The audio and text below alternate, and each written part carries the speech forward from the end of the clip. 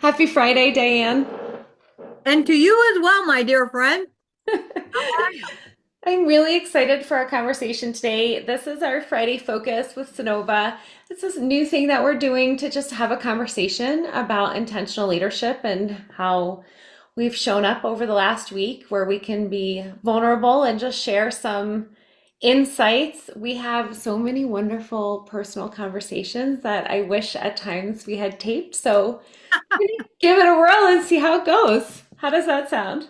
It sounds great. So I'm glad I did have a heads up for this one though, because all of our other personal conversations, as you know, I didn't take a shower, but today I did, just for you. I know when we were talking about it yesterday, we both were like, okay, so we should be camera ready, right? And yes, we're not always camera ready because we are both friends and colleagues and board members and professionally, personally, just really appreciate each other. So for those of you who don't know me, I'm Lori Gunther. I'm the CEO of Synova, and I'm joined here by the fabulous Diane Rogers, who is one of our executive board members and president and CEO of Contagious Change, as well as an executive coach in the healthcare realm. So, welcome. Okay. Well, So, oh, go go ahead. ahead, Diane. Go ahead. Well, yesterday, as you know, when we had connected and we were talking about other things, we were thinking about, maybe we should do our little Friday focus yesterday. And I said, no, I really can't do that.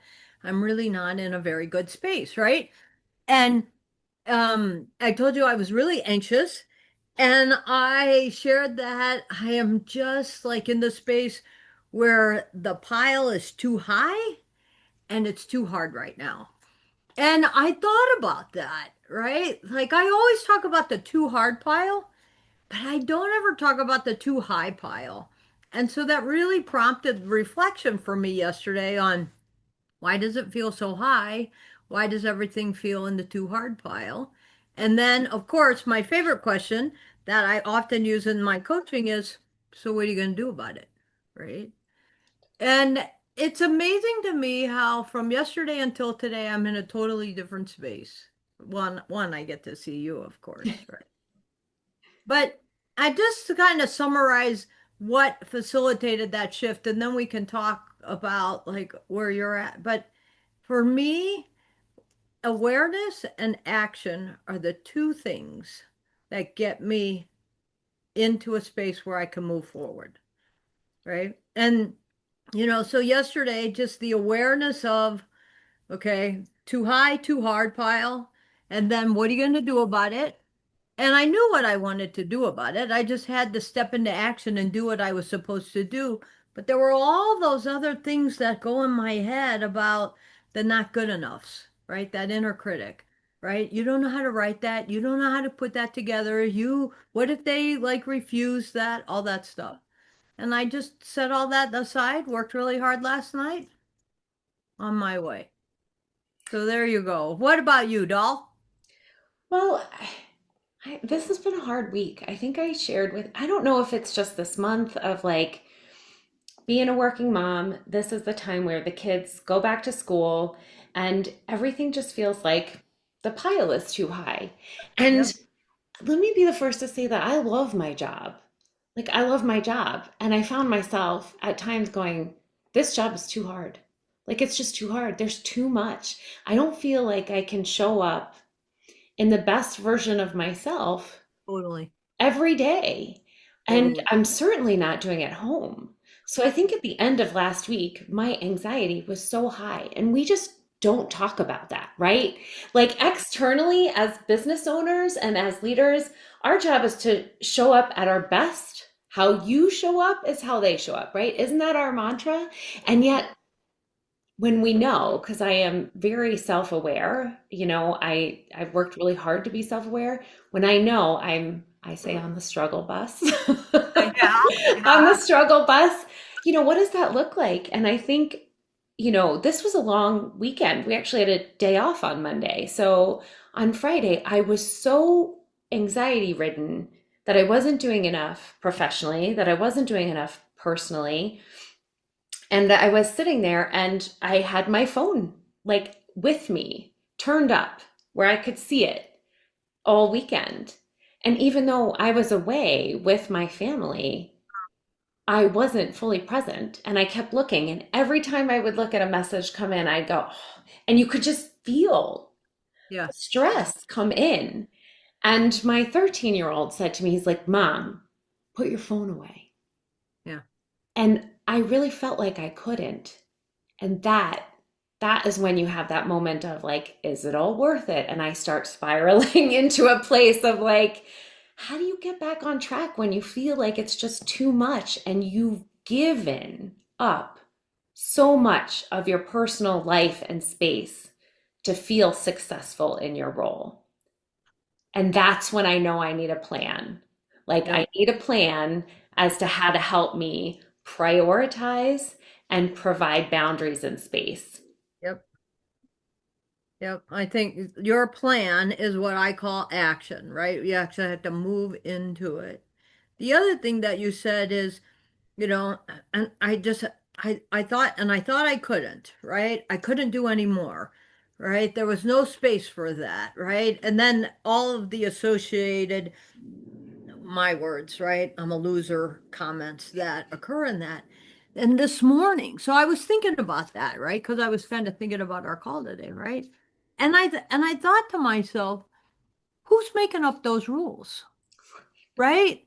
Like, and I know I ask myself this all the time, right? This isn't like this huge aha I had this morning, but it was a huge aha because I kept on saying to myself, you're making up the rules. I've made the deadline that I wanted to have something done by Monday, right? But I can change the deadline, right? I can make a call and say, I don't think I can get to that.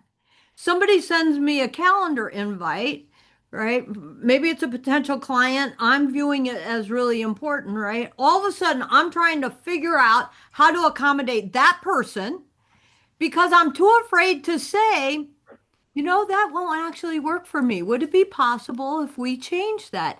And I'll tell you, Laura, the thing that amazes me the most, I swear to God, I can be the dumbest rock in the pile sometimes because when I ask the question, when I just write back and I say, ever so kindly and politely, I say, "Oh, I'm so sorry. I already have a commitment, and I can't really get to that until then," right? They write me back and they go, "Not a problem. We'll reschedule it." And Yeah. my brain just goes, "Gee, die. Why can't you just do that from the very beginning and stop worrying about, right?" And so I've really been trying to put into practice, right? Like bring that awareness in that you said, but then just shift the rules that I'm making up in my own head to say, what if they could meet on another day, right? Or what if they're so inflexible, right, that everything has to work around them? Then my brain might say, who wants to work with somebody who's that inflexible? Right? Right? Right? Right? So yeah, so I have to change my own rules. I'm Well, the and we also, because we know on the Enneagram you're a one, right? Yeah. Which is, Remind the folks what that is. that is one. The ones are essentially, they are the perfectionists, Yeah. right? They are the ones that really believe that things have a right way of being done, and they want to see things being done that way every time. And their inner critic is incredibly loud. So these are your like strongly detailed person. I am the opposite of a one. I am a six. So my six, which is your loyalist, so I'm incredibly loyal, and I'm also your mama bear that when something goes wrong, I come in and I want to take everything over and make sure that my team, my family, my business, everything that is important in my world is protected to the nth degree. So I think when I look at both of us, we are very different and similar all at the same time. But I think when our stress gets so high for you, it's when you can't execute to the Yep. level and the bar that you set so high for yourself, that you set, and nobody else sets, but you set.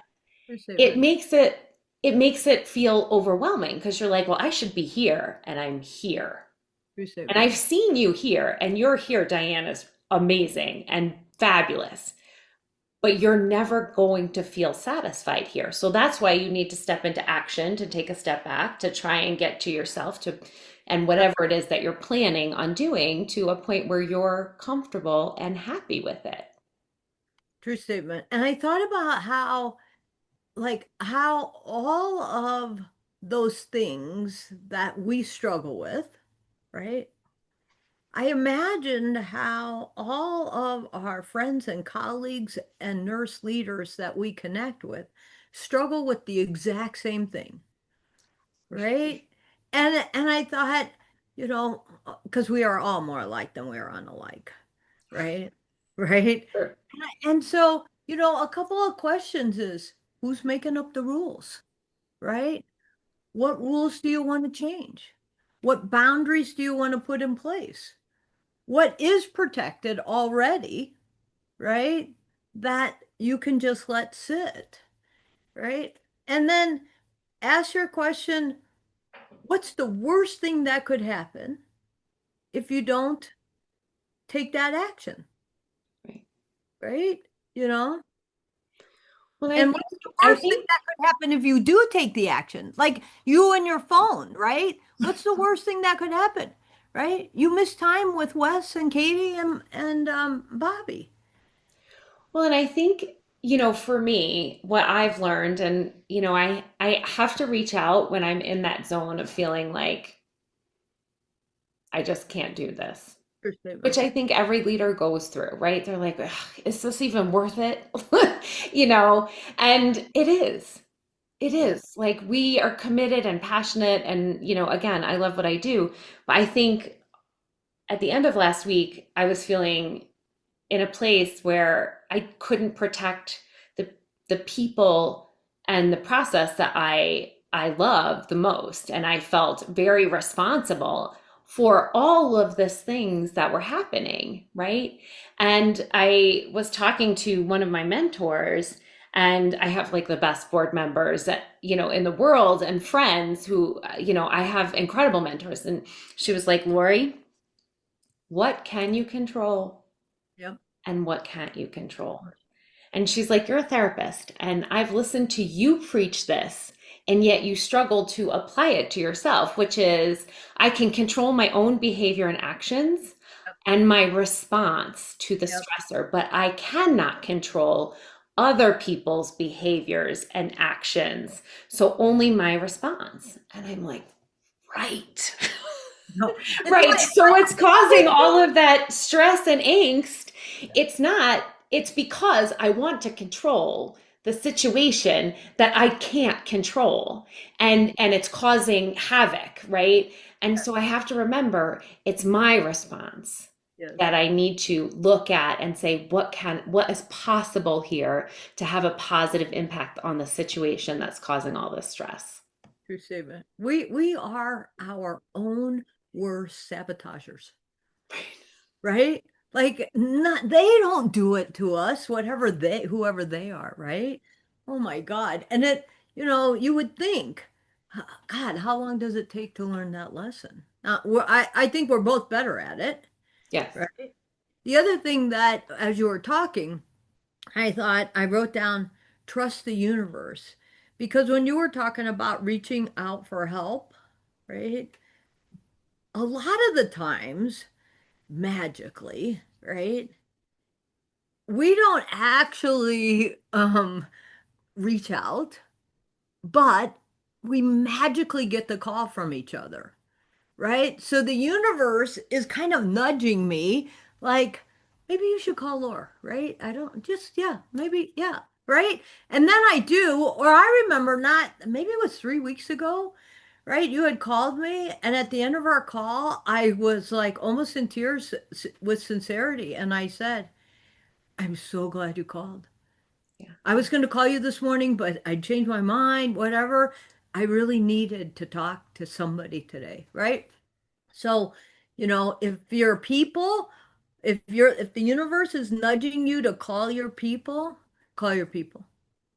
Right? It's I really love the true. And universe. I think somehow there needs to be this level of understanding that by asking for help or by saying where we're vulnerable, um, it's not a weakness. It's not that we are failing, right? It's that we're looking and we pile on Yes. so much. There is not one leader that I talk to, and I'm in the phase of the year where I get a ton of evening calls from our leaders, right? And I never don't take a call.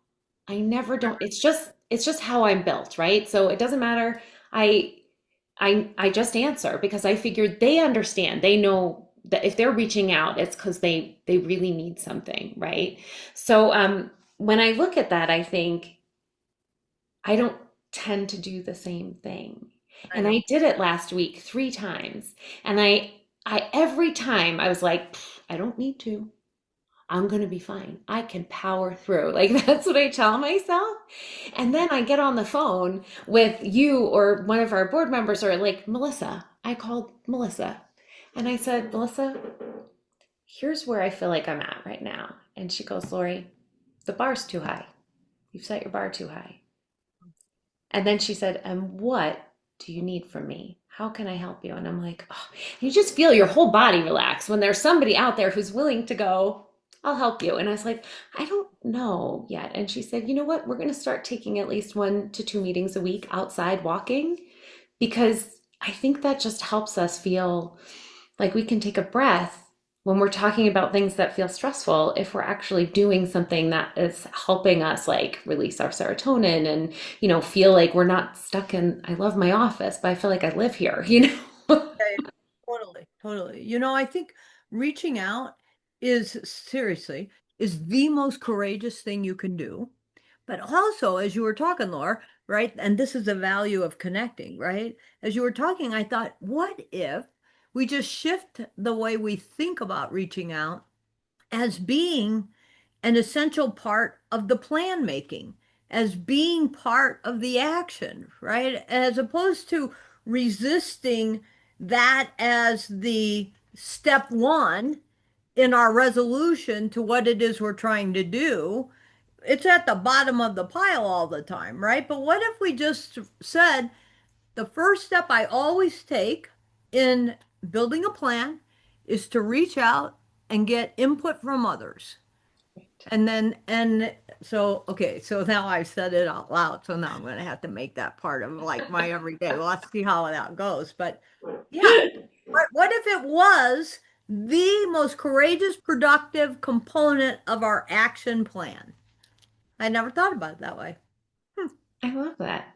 I me too. also think we need to stop spending time on the things that drain us completely. Like I feel like I spend so much time thinking about the things that I can't change versus working on the things that I know I can. And it's those energy sucks. It's like Yeah, what Sai always says. She's like, we always give the I'm just going to say the curmudgeon in the room, the microphone, right? It's the negative voice always has the loudest microphone in the room, and then we are focused on them versus all of the other things that we have in the room that are positive and forward moving and evolving and changing. And it's like, why are we always focused on the one thing that's pulling us down versus all of the other things that can push us up? And I don't know why we do that, but I think it needs to be a conscious change for us as leaders to say, I'm actually not going to give 90% of my energy to that. yeah, I'm going to give it 10% because it does deserve some time and thought. yeah. But my 90% of my energy is going to go towards this, which is productive and forward moving. Uh, but it's so funny when you said that, right? Because in our example of our inner critic, right? That if we could change the name of the inner critic, I actually did name Oh my mine one. God, what is it? Her name was Dorothy, right? Just because, yeah. So like Dorothy is just like there. But what if we renamed the inner critic to the Curmudgeon? Because that's essentially what's happening. We're giving all of our energy to the curmudgeon, Right. right? That's in our head, right? As opposed to just saying, So I actually had to teach myself when Dorothy would present herself, right? I actually would say, because I had the loudest inner critic in America, and it just stopped me with everything. I literally had to say, "Thank you very much, Dorothy. I appreciate the input. I'll consider it." And I had to actually practice that so that I could move forward, just so that I could let it go, right? So, yeah, what if we look, our inner critic is our own curmudgeon in the room Yeah. that we're giving space to, that we just need to acknowledge, you're right, we have to give time to it, and then let it go. And then ask yourself, so what do I want to do with that? You know? I love that. And, I think the other thing that I've learned as I've gotten older, you feel like you know everything. When you start out, you're like, I've got this. Like, I have all this energy and creativity, and you're out of school. And I think what I always need to come back to is the things that are keeping me awake at night that I'm stressing on today will be gone in a week.